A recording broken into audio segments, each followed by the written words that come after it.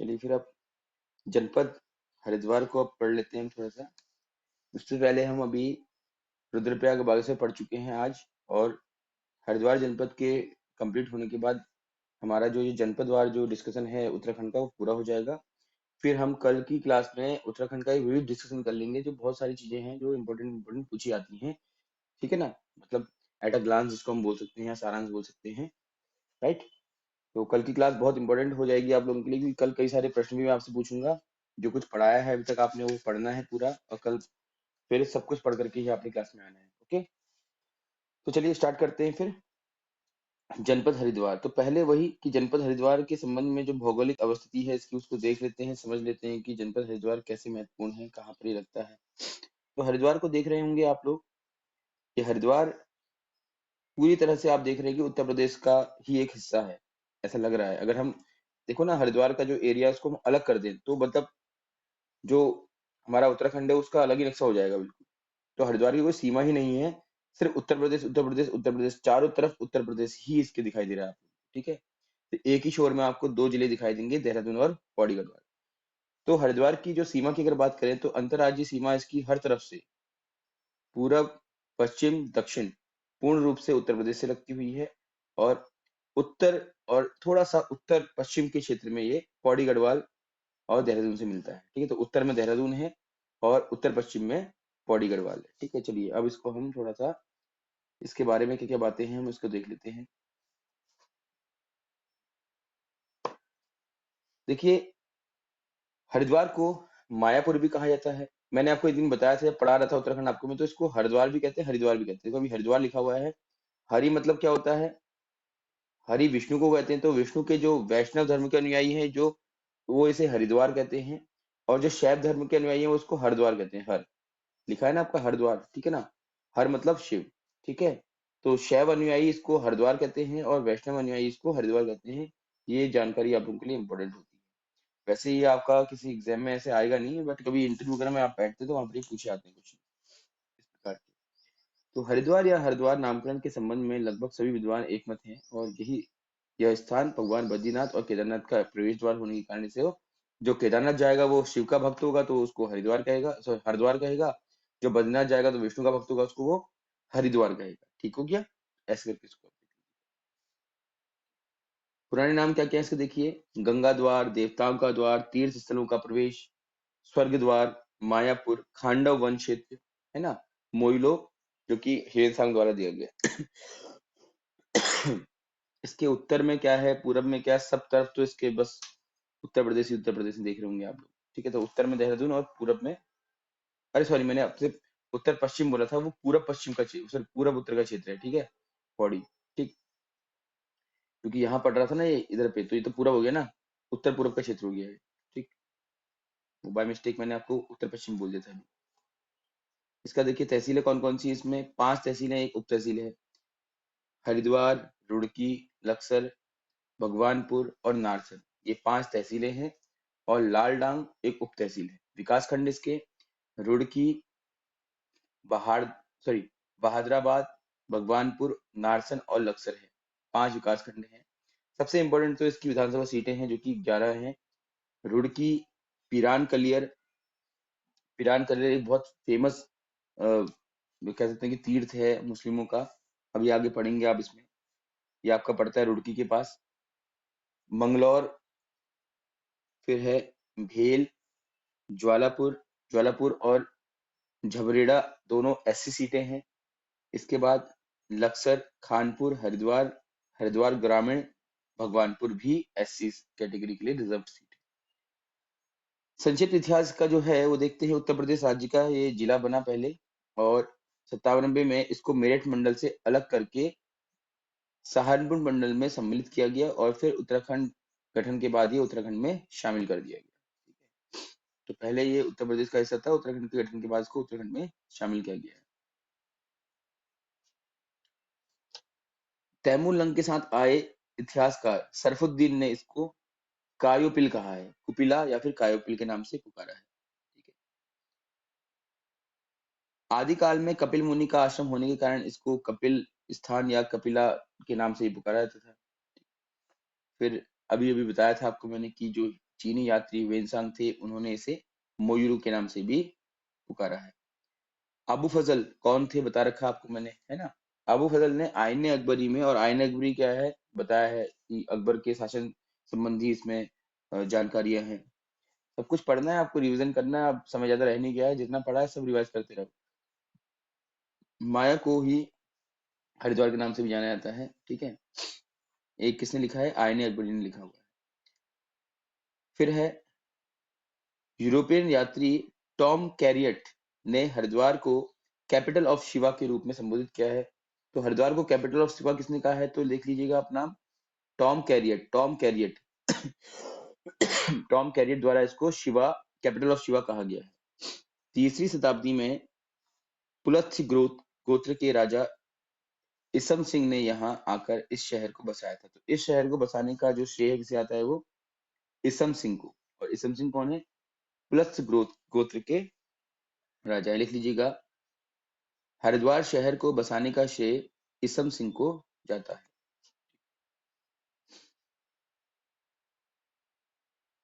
इसके बाद हर की पैड़ी का जीर्णोद्धार किसके द्वारा कराया गया है, तो लिख लीजिएगा, हर की पैड़ी का जीर्णोद्धार, लिखिए, हर की पैड़ी का जीर्णोद्धार मान सिंह, ठीक है, मान सिंह ब्रैकेट में अकबर के दरबारी राजा मान सिंह द्वारा कराया गया, ठीक है।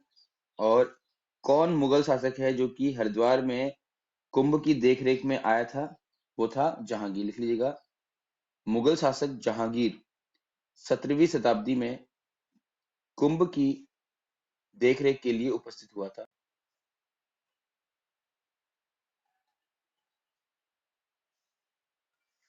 ठीक है, चलिए। फिर है कुंजा क्रांति, आजादी की प्रथम लड़ाई। लिखो कुंजा क्रांति, ये लिखिए कुंजा क्रांति, आजादी की प्रथम लड़ाई। 1813 में लंडोरा के राजा रामदयाल, ठीक है, रामदयाल सिंह के देहांत के बाद,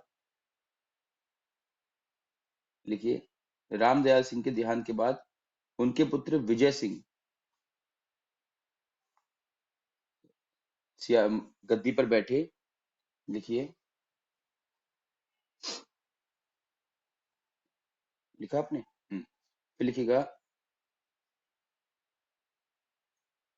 1824 की रात अंग्रेज के कैप्टन यंग ने कुंजा बहादुरपुर गांव में हमला बोल दिया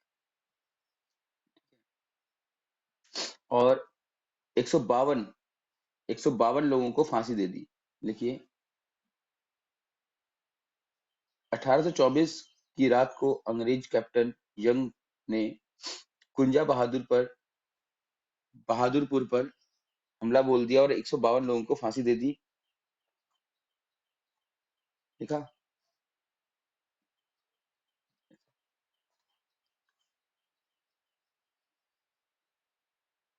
ये इस वजह से ये क्रांति अब की घटित हुई थी।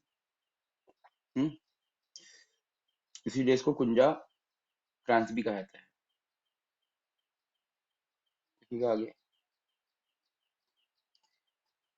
1907 में ज्वालापुर गुरुकुल महाविद्यालय ज्वालापुर की स्थापना स्वामी दर्शनानंद द्वारा की गई। लिखो, आवाज आ रही है ना आप लोगों को मेरी। 1907 में गुरुकुल महाविद्यालय ज्वालापुर की स्थापना स्थापना स्वामी स्वामी दर्शनानंद द्वारा की गई, स्वामी दर्शनानंद द्वारा की गई, ठीक है ना। ज्वालापुर का पूरा नाम लिखिएगा, भोगपुर। ज्वालापुर का पूरा नाम भोगपुर,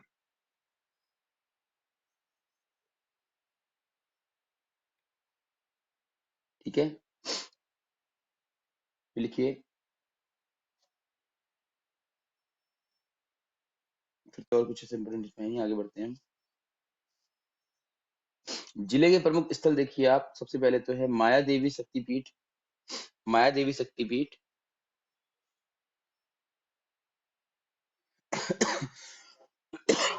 तो इस क्षेत्र पर माता का सती का धड़ गिरा था। देखो मैंने अभी आपको 2-4 दिन पहले भी बताया था, पूर्णागिरि पढ़ा रहा था तब भी बताया था, नैना देवी पढ़ा रहा था तब भी बताया था कि जब सती हुई थी और उन्होंने क्या किया था, क्या बोलते हैं, शिव के अपमान के कारण आत्म त्याग कर दिया था, मतलब कि कुंड में कूद गई थी। तो शिव उनके शरीर को, पार्थिव शरीर को लेकर के घूम रहे थे, जहां जहां पर 51 स्थानों पर उनके जो अंग गिरे हैं उनको शक्तिपीठ के रूप में पूजा जाता है, राइट। तो फिर जैसे नैना देवी में नैना आंखें गिरी हैं, बाई आंख, ठीक है, और ऐसे ही आपका पूर्णागिरि में नाभि है, राइट। और यहाँ पर क्या आपका धड़ गिरा था इनका, धड़ गिरने के कारण इसको माया देवी शक्तिपीठ कहा जाता है। हर की पैड़ी, यह ब्रह्मा का पूजा स्थल था, ठीक है। यह ब्रह्मा का पूजा स्थल था जहां पर राजा श्वेत द्वारा राजा श्वेत द्वारा गंगा अवतरण के बाद ब्रह्मा की स्थापना, आराधना की गई थी। राजा श्वेत द्वारा गंगा अवतरण के बाद ब्रह्मा की आराधना की गई थी, ठीक है। आगे बढ़ते हैं।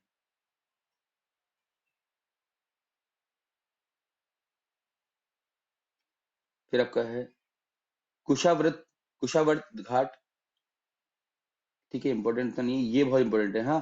पिनार कलियर, पिनार कलियर 3,340-270 ईस्वी पूर्व में राजा रामपाल द्वारा बसाया गया था, देखिएगा। 340-270 ईस्वी पूर्व में राजा रामपाल द्वारा बसाया गया था, जिसका पुराना नाम जिसका पुराना नाम हरिद्वार गढ़फग था, जिसे जिसे राजा जोधसेन ने किकट किकट हरिद्वार कहा, किकट हरिद्वार कहा।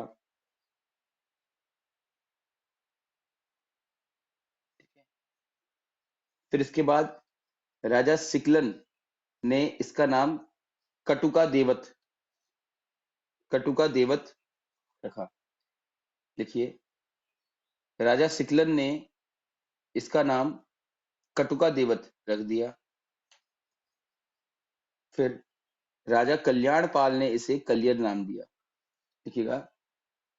1333 में, सॉरी 1133 में राजा कलियर ने इसे राजा कल्याणपाल ने इसे कलियर नाम दिया, कलियर कलियर, ठीक है। लिखिए, मुस्लिम सूफी संत हजरत अलाउद्दीन अली अहमद सबीर, लिखो, वेरी वेरी इंपॉर्टेंट, मार्क करके तब लिखना।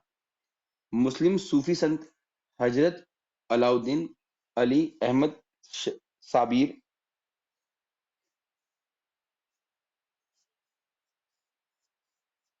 लिखा। फिर लिखो, हजरत इमाम अबू मोहम्मद साहल,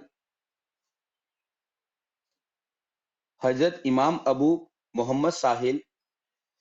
फिर लिखो, हजरत शाह किलकिली, हजरत शाह किलकिली, तथा तथा हजरत गायब शाह की मजारें हैं, ठीक है, यहाँ पर।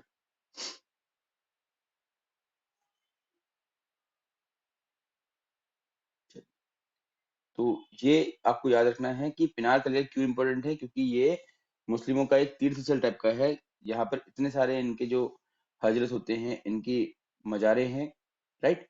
तो इसलिए इंपॉर्टेंट प्रश्न पूछा भी गया एग्जाम में, हाँ। रुड़की का नाम रूडी नामक महिला के नाम पर पड़ा है, लिख लीजिएगा। रुड़की सोनाली नदी के तट पर स्थित है, रुड़की सोनाली नदी के तट पर स्थित है। यहाँ पर 1847 में थॉमस कॉलेज ऑफ इंजीनियरिंग की स्थापना की गई, वेरी वेरी इंपॉर्टेंट, मार्क कीजिएगा इसको, वेरी वेरी इंपॉर्टेंट। यहाँ पर 1847 में थॉमस कॉलेज ऑफ इंजीनियरिंग की स्थापना की गई, जो कि एशिया का पहला इंजीनियरिंग कॉलेज है, जो कि एशिया का पहला इंजीनियरिंग कॉलेज है, जो कि एशिया का पहला इंजीनियरिंग कॉलेज है, ठीक है। और आज इसको हम क्या जानते हैं, आईआईटी के नाम से जानते हैं, ठीक है।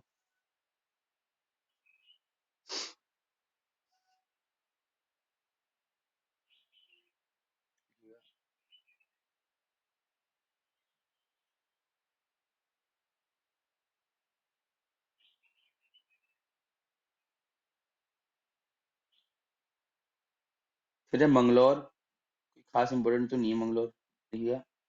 राजा मंगल सेन के नाम पर, राजपूत सरदार राजा मंगल सेन के नाम पर इसका नाम मंगलौर पड़ा है।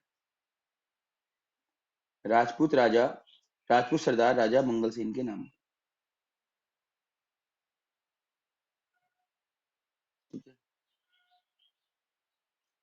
यहाँ पर एक दरगाह का निर्माण बलबन द्वारा कराया गया है।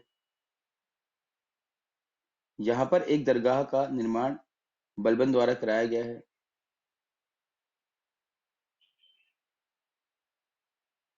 लंढौरा, लंढौरा लिखो, बताया अभी आपको ऊपर लंढौरा के बारे में मैंने, ठीक है। लक्सर,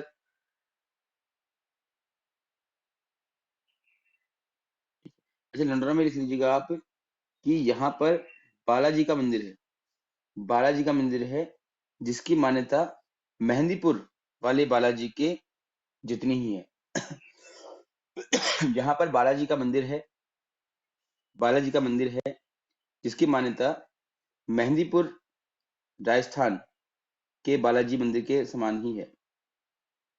ये लंढौरा में लिखना है आपने, हाँ। फिर लिखिए लक्सर, प्राचीन नाम लक्ष्य सर, लक्ष्य मतलब 1 लाख, सर मतलब तालाब, 1 लाख तालाब, लक्ष्य सर 1 लाख तालाब के नाम पर है,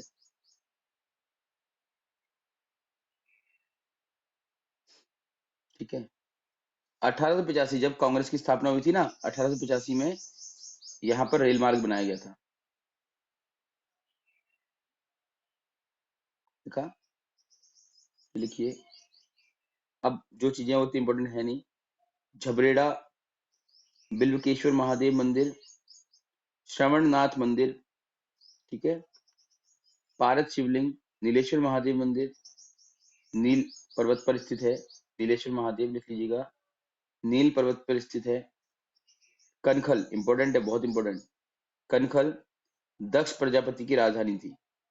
दक्ष प्रजापति कौन? सती के पिता, ठीक है। दक्ष प्रजापति की राजधानी थी, जहां पर सती घाट, हरिहर मंदिर, सती कुंड आदि हैं। सती घाट, हरिहर मंदिर, सती कुंड आदि हैं। मनसा देवी मंदिर इंपॉर्टेंट है, ये भी एक शक्तिपीठ है, ठीक है।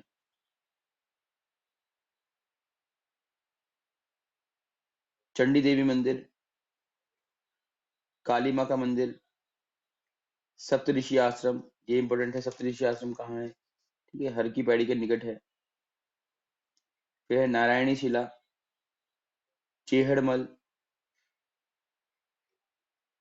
गुग्गिया पीर या गुगाल की मजार,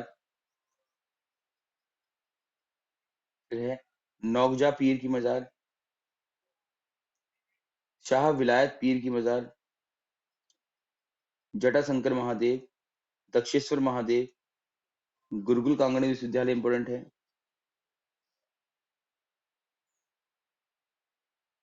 गुरुकुल नारसन, आईआईटी रुड़की,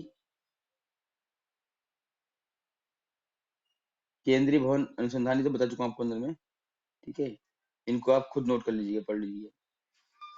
राज्य का लोक सेवा आयोग कहाँ है, ये भी याद रखना है कि 15 मई 2001 में, क्योंकि लोक सेवा आयोग की एग्जाम दे रहे हैं आप लोग, है ना, तो 15 मई 2001 में लोक सेवा आयोग की स्थापना गुरुकुल कांगड़ी के निकट की गई थी, ठीक है, गुरुकुल कांगड़ी के निकट। वर्तमान में इसके अध्यक्ष कौन है? श्री आनंद सिंह रावत जी हैं। बाकी आप देख लीजिएगा, अगर चेंज हो जाएंगे तो एग्जाम तक। पतंजलि आयुर्वेदिक अनुसंधान बताइए आपको। उत्तराखंड संस्कृत विश्वविद्यालय कहाँ पर है, ये भी नोट कर लीजिएगा। 2005 में स्थापित, कब स्थापित हुआ जरूरी है, हाँ।